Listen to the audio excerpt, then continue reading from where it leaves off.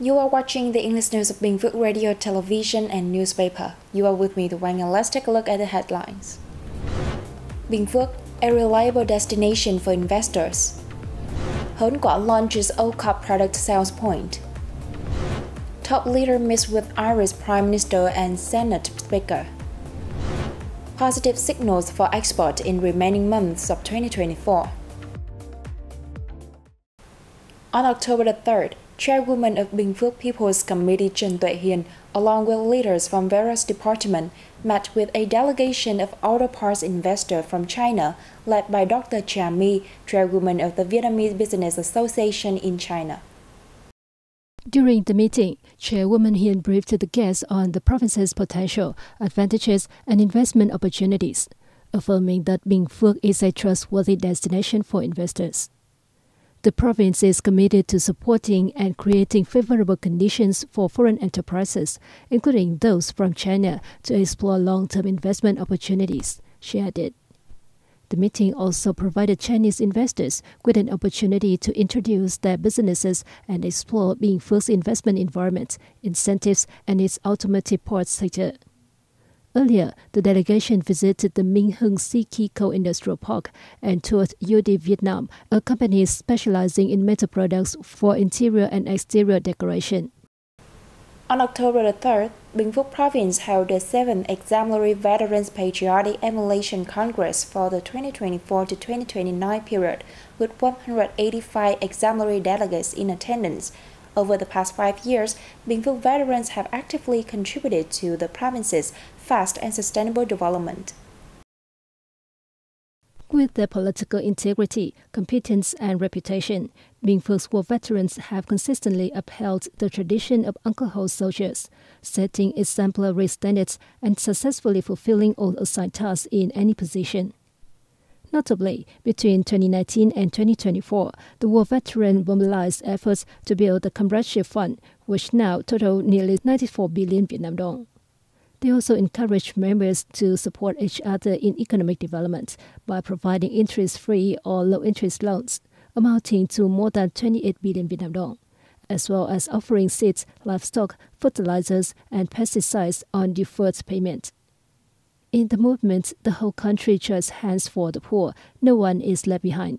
The association members contributed to build 144 comradeship houses worth over 10 billion Vietnam dong, and repairing 80 houses valued at 810 million Vietnam dong, helping 413 member families rise out of poverty and stabilize their lives.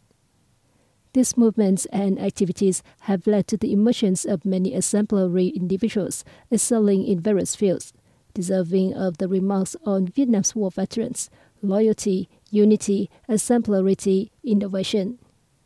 At the Congress, numerous presentations affirmed the growth of the patriotic emulation movement, exemplary war veterans, and honored the groups and individuals with outstanding achievements in the 2019-2024 period.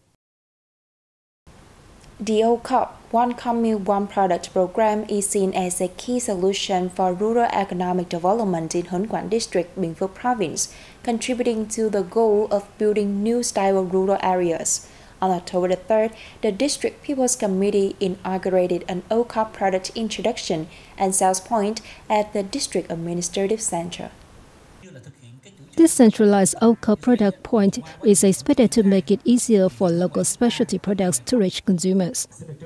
Currently, Hớn Quản District has 15 products from 9 units certified under the O-Cup program, including items like cashews, coffee, bird's nest, organic pepper, rice, and traditional steamed rice wine.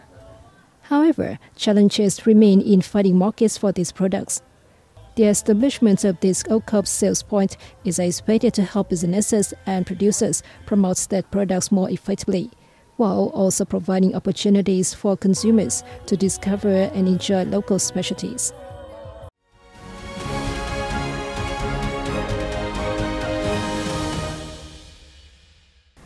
Party General Secretary and State President Tô Lâm paid a state visit to Ireland from October the 1st to the 3rd at the invitation of Irish President Michael Higgins.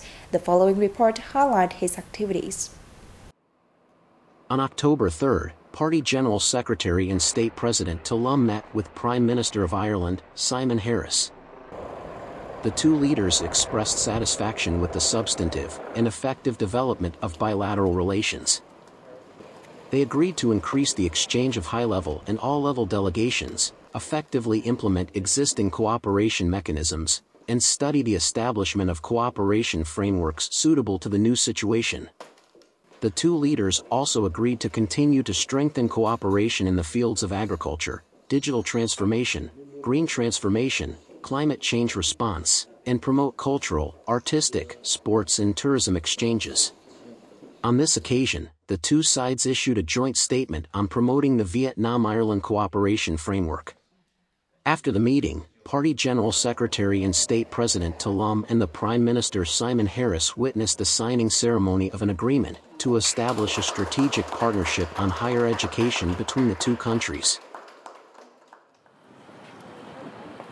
On the same day, Party General Secretary and State President Tullum had a meeting with Speaker of the Irish Senate, Jerry Buttimer.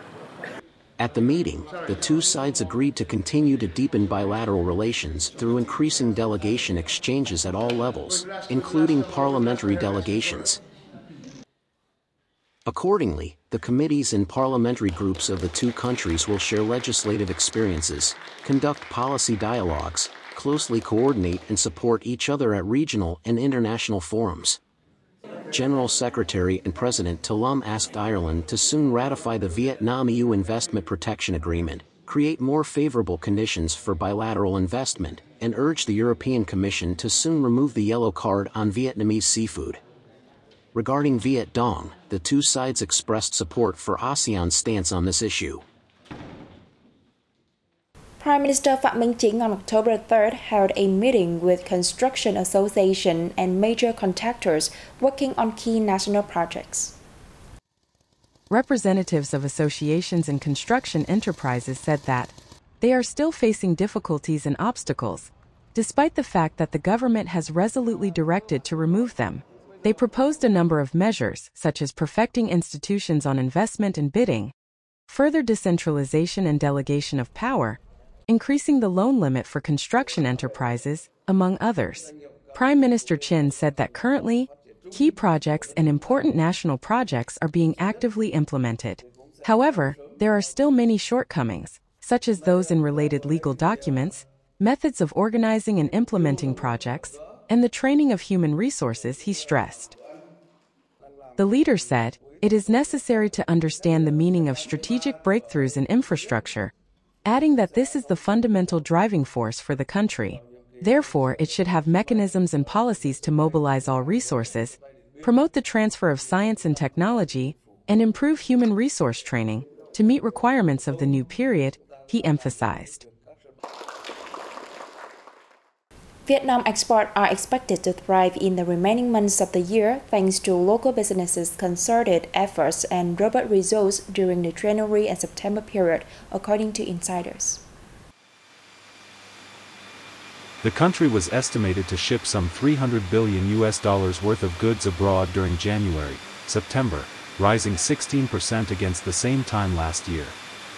Several groups of products posting export revenue of more than $10 billion each included machines, equipment, tool and spare parts, telephones and components, computers, electronic products and components, textiles, wood and wooden products, vehicles and spare parts. According to the Ministry of Agriculture and Rural Development, agroforestry aquatic product exports rose 21% to over $46 billion during the 9-month span, with the value of agricultural products accounting for the lion's share of nearly $25 billion, a year-on-year increase of 28%.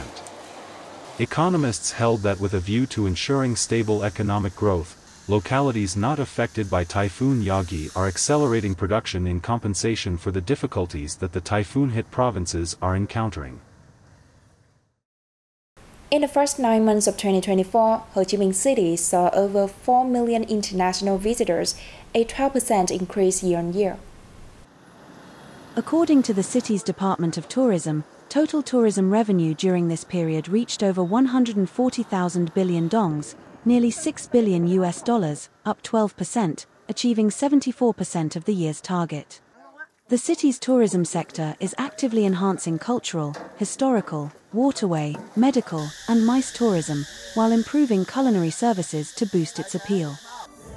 Notable events like the Owl's Eye Festival, Tourism Festival, and River Festival have drawn both domestic and international tourists, further promoting the city's tourism growth. Ho Chi Minh City aims to meet its 2024 goal of 6 million international visitors and 38 million domestic visitors. And that's it for this edition of BPTV News. Thank you very much for your watching, and we will see you next time.